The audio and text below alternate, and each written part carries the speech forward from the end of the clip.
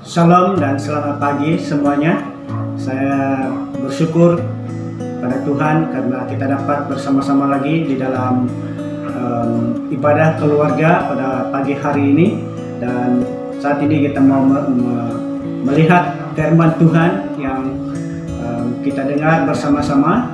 Dan firman Tuhan yang saya sampaikan pada pagi hari ini juga berkaitan dengan firman Tuhan yang sudah disampaikan pada minggu lepas dan yang minggu yang lepas lagi, ya, dimana dalam 2 minggu berturut-turut saya berbicara tentang pekerjaan Roh Kudus bagi orang percaya.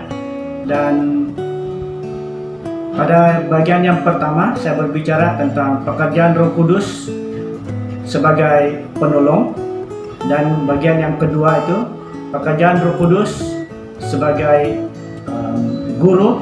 Dan pada pagi hari ini saya berbicara tentang pekerjaan Roh Kudus bagi orang percaya sebagai saksi, ya, sebagai saksi. Nah, mari kita melihat di dalam firman Tuhan dalam Injil Yohanes pasal yang ke-15 ayat yang ke-26. Dikatakan di sana, jikalau penghibur yang akan utus dari Bapa datang, yaitu Roh kebenaran yang keluar dari Bapa, ia akan bersaksi tentang aku. Nah, saudara dan saudari yang dikasihi di dalam nama Tuhan Yesus, di dalam firman Tuhan ini dikatakan bahwa ada satu pribadi lagi yang datang, yaitu Roh kebenaran, ya, Roh kebenaran yang keluar dari Bapa, ia akan bersaksi tentang aku. Maksudnya saudara-saudari yang dikasihi di dalam nama Yesus, dia berpotensi, yaitu pekerjaannya membantu, menolong kita, menjadi pengajar bagi kita, dan juga bersaksi tentang Bapa kepada kita. Dia membantu kita di dalam bersaksi tentang Bapa kepada kita, dan juga bersaksi. Ketika kita bersaksi, dialah yang membantu kita di dalam perbicaraan kita, ya. Nah, jadi saudara dan saudari yang dikasih dalam nama Yesus, tema, ya, yang saya ingin kongsikan yaitu pekerjaan Roh Kudus bagi orang percaya. Yang ketiga, itu sebagai saksi, ya. Nah, saudara dan saudari yang dikasih di dalam nama Tuhan Yesus, di dalam pasal Yohanes yang ke-15 ini, ayat yang pertama sehingga ayat yang ke-7, kita dapat mengerti, dan apabila kita membacanya dengan teliti, di sini kita dibagi tahu oleh Tuhan Yesus tentang siapa Allah dan bagaimana kita harus percaya kepada Dia, dan bagaimana kita harus ada di dalam Dia, ya. Di dalam pasal ini kita dapat mengerti kesaksian yang diberitahukan oleh Tuhan Yesus tentang Allah, ya, dengan memberi perumpamaan bahwa Dia adalah pokok anggur yang benar. Dia adalah pokok anggur yang benar. Dia adalah dan kita adalah ranting, ya. Ranting yang tidak berbuah, ya.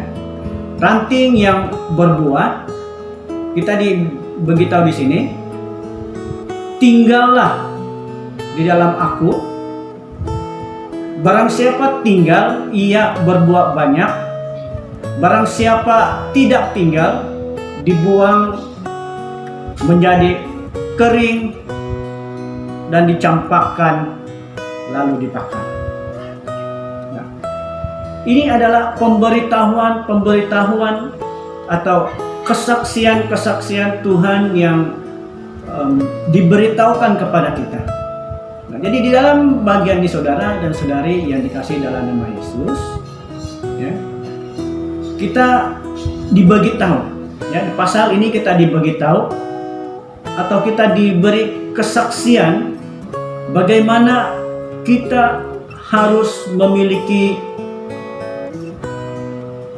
hubungan yang benar dengan Tuhan dengan perumpamaan ini, lalu diajak untuk tinggal. Kemudian yang berikutnya adalah akibat. Ya, akibat kalau kita tinggal di dalamnya, dan juga ada akibatnya kalau kita tidak tinggal di dalam pokok itu yang diumpamakan tadi. Ya. Saudara dan saudari yang dikasihi Tuhan Yesus, Alkitab menjelaskan Roh Kudus adalah roh yang bersaksi atau memberitahu tentang Tuhan Yesus. Artinya setiap kali kita bersaksi, Roh Kuduslah sendiri yang akan memberikan kita hikmat untuk berkata-kata, karena Roh Kudus adalah roh yang bersaksi tentang Kristus bersama dengan kita.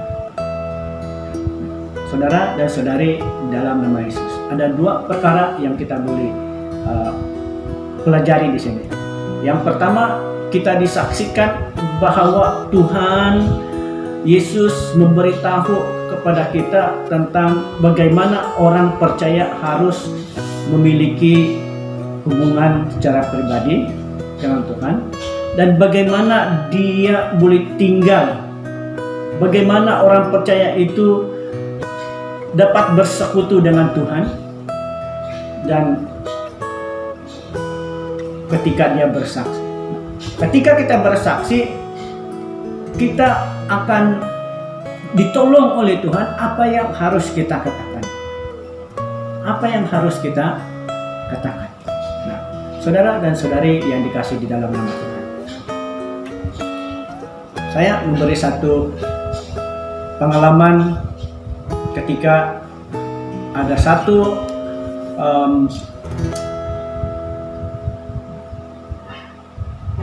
penginjilan di Sarawak pada 1992. Nah, saya dan tim ditempatkan di Tatau dan di kawasan Rupa Panjang yang kami naiki, ya. Nah, dalam penginjilan itu, di tempat kami menginjil itu, saya dapat mengetahui denominasi yang ada di situ, ya. Ada 4 denominasi dan berlainan pemahaman. Lalu saya ditanya tentang mengapa orang Kristen beribadah pada hari Ahad, sedangkan hari Ahad itu bukan hari Sabat. Lalu saya tidak mempersiapkan jawaban yang ditanyakan itu, tetapi saya mengingat bahwa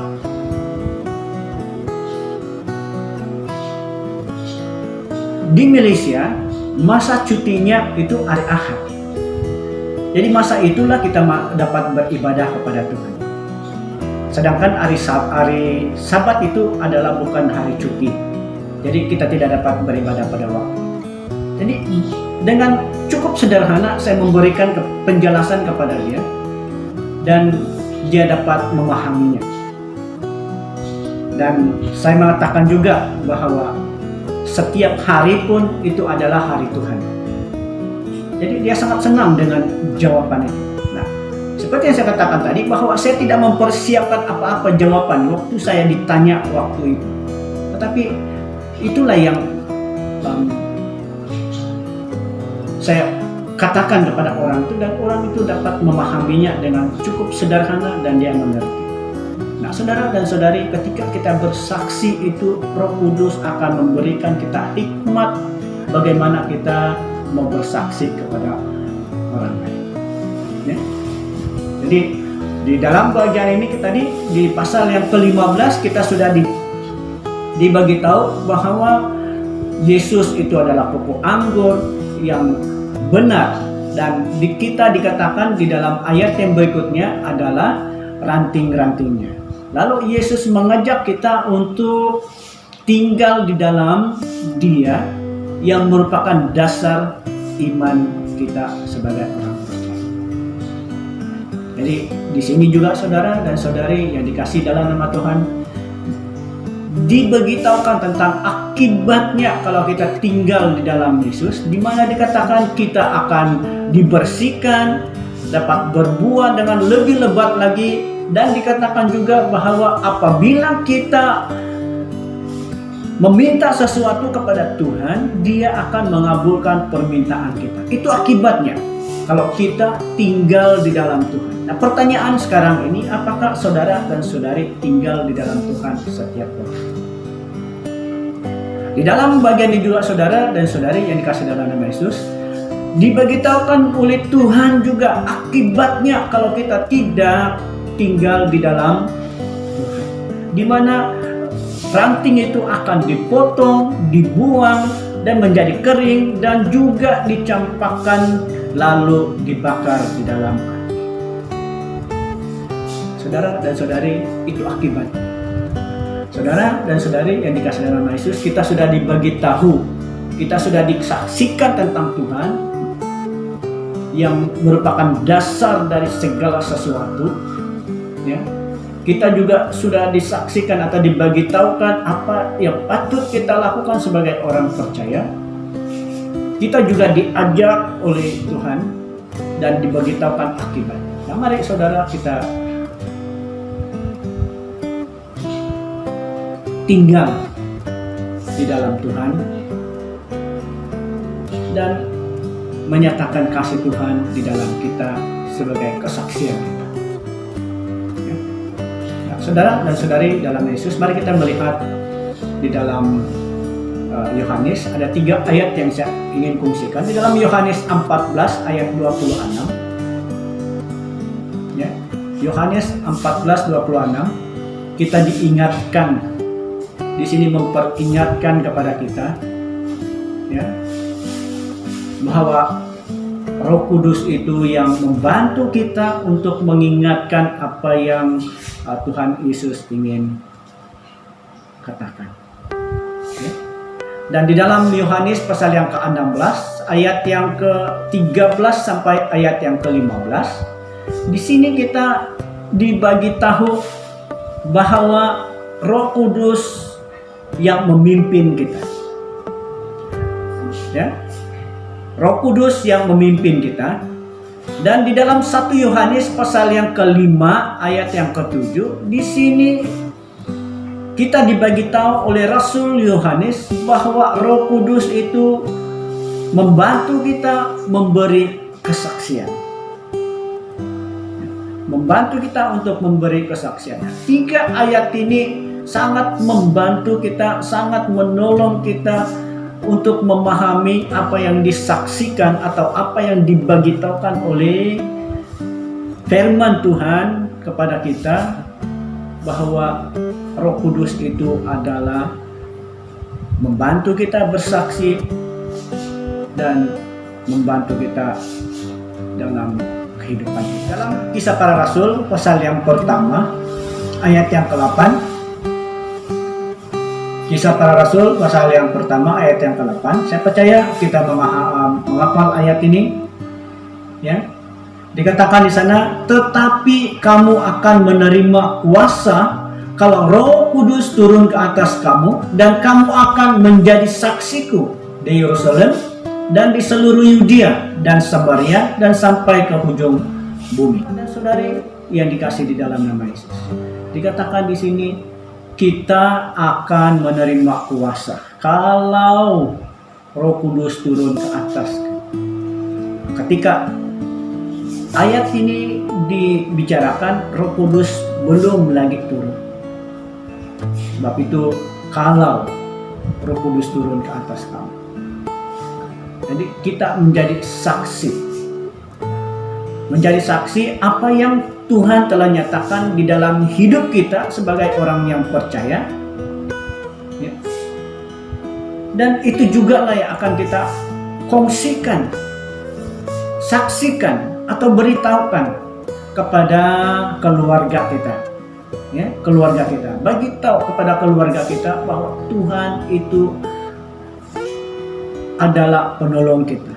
Tuhan itu adalah guru kita. Tuhan itu adalah saksi kita yang membantu kita untuk berkata-kata ataupun menjalani hidup ini sebagai orang percaya. Ya. Mari kita melihat di dalam Matius pasal yang ke-10 ayat 19 sampai 20. Ya, Matius 10 ayat 19 sampai 20 dikatakan di sana, apabila mereka menyerahkan kamu, janganlah kamu khawatir akan bagaimana dan apa yang harus kamu katakan, karena semuanya itu akan dikaruniakan kepadamu pada saat itu juga, karena bukan kamu yang berkata-kata, melainkan Roh Bapakmu. Dialah yang akan berkata-kata di dalam kamu. Roh Kudus akan memberikan kita hikmat dan kemampuan yang dikaruniakan kepada kita untuk berkata-kata pada saat kita sedang bersaksi. Nah, saya pikir ayat ini sangat jelas untuk kita mengerti sebagai orang yang percaya dan apa yang dilakukan oleh Tuhan melalui Roh Kudus di dalam hidup kita. Ketika kita dikatakan di sana, kita tidak perlu khawatir apa yang harus kita jawab, karena Tuhan memberikan kita hikmat, memberikan kita kata-kata yang mampu untuk kita mengungkapkan kepada orang lain pada waktu kita mengungsikan, bersaksi tentang Tuhan kepada orang yang ada dengan kita, keluarga kita, rekan-rekan kita, ya. Dan saudara dan saudari yang dikasihi dalam nama Yesus, pasal yang kedua ayat yang ke-19 sampai ayat yang ke-20 dikatakan di sana, sebab aku telah mati oleh hukum Taurat untuk hukum Taurat, supaya aku hidup untuk Allah. Aku telah disalibkan dengan Kristus, namun aku hidup, tapi bukan aku lagi sendiri yang hidup, melainkan Kristus yang hidup di dalam aku. Dan hidupku yang kuhidupi sekarang di dalam daging adalah hidup oleh iman dalam Anak Allah yang telah mengasihi aku dan menyerahkan dirinya untuk aku. Bagaimana kita hidup di dalam pimpinan Roh Kudus? Dikatakan oleh Rasul Paulus dengan hidup dengan iman. Hidup dengan iman di dalam Tuhan. Hidup di dalam iman di dalam Tuhan yang sudah mengasihi kita, yang sudah menyerahkan dirinya untuk aku, kata Paulus. Dan saya percaya pada saudara dan saudari dan saya juga. Dalam firman Tuhan ini, ya, sebagai penerapan dan implikasi kita sebagai orang percaya, kesaksian kita bukan hanya berbicara tentang perkataan, tetapi juga hidup kita seluruhnya. Ya. Saya ulangi, kesaksian kita bukan hanya berbicara tentang perkataan saja, tetapi juga hidup kita seluruhnya. Jadi perkataan dan hidup kita yang menjadi saksi kita ini dipimpin oleh Tuhan. Ya.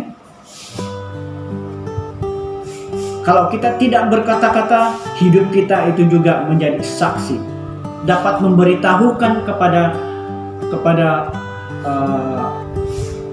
orang lain bahwa kita ini sedang dipimpin, sedang menjadi saksi, sedang memberitahukan kepada orang lain bahwa kita ini adalah orang percaya di dalam Tuhan Yesus. Ya? Di dalam Tuhan Yesus. Saudara dan saudari yang dikasihi di dalam nama Yesus. Bila kita menyadari bahwa ada hal-hal yang aneh-aneh, ya, yang kita lihat, yang kita dengar, ya, yang sedang berlaku di sekitar kita, kita tak perlu heran bahwa itulah orang yang sedang hidupnya dipimpin, atau dia sedang bersaksi tentang Kristus, atau bagaimana, ya? Ada yang aneh-aneh, yang pelik-pelik kita dengar pun ada. Jadi saudara dan saudari yang dikasihi dalam nama Tuhan, semua orang harus melihat Kristus di dalam hidup kita. Ya. Perkataan dan kehidupan harus berjalan bersama-sama. Itulah saksi Kristus.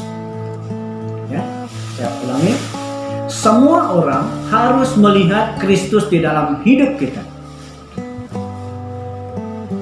Perkataan dan kehidupan harus berjalan bersama-sama. Itulah saksi Kristus. Terima kasih untuk perhatian Anda ketika mendengar firman Tuhan ini, dan saya percaya sesuai dengan tema kita bahwa pekerjaan Roh Kudus bagi orang percaya sebagai saksi itu membantu kita memahami firman Tuhan ini dalam hidup kita. Selamat maju di dalam firman Tuhan, dan selamat bersama dengan keluarga, dan saya sangat senang karena dapat bersama-sama dengan Anda semua. Terima kasih. Sampai di sini firman Tuhan. Mari kita berdoa. Bapa dalam surga, dalam nama Tuhan Yesus, kami mengucap syukur karena pagi hari ini kami diingatkan lagi pekerjaan-Mu kepada orang percaya sebagai saksi.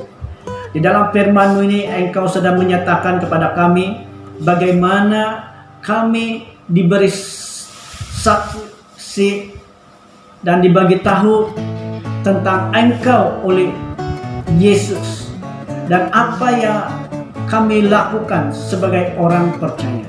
Terima kasih untuk kesaksian yang sangat memberi keyakinan kepada kami, supaya kami dapat mengerti bahwa hubungan kami dengan Engkau, dan bagaimana harus kami tinggal di dalam Engkau, dan bagaimana harus kami menaati perintah-Mu, supaya kami dapat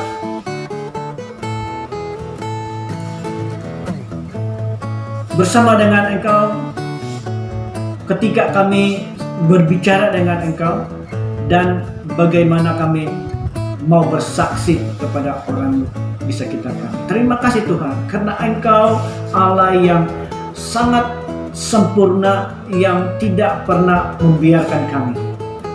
Walaupun kami mengalami masa sukar pada saat ini Tuhan, tapi kami bersyukur Engkau membantu kami di dalam ibadah keluarga live ini. Dan kami berdoa supaya Tuhan sendiri yang memimpin, yang mengurapi kami. Dalam nama Yesus kami sudah mengucap syukur dan berdoa.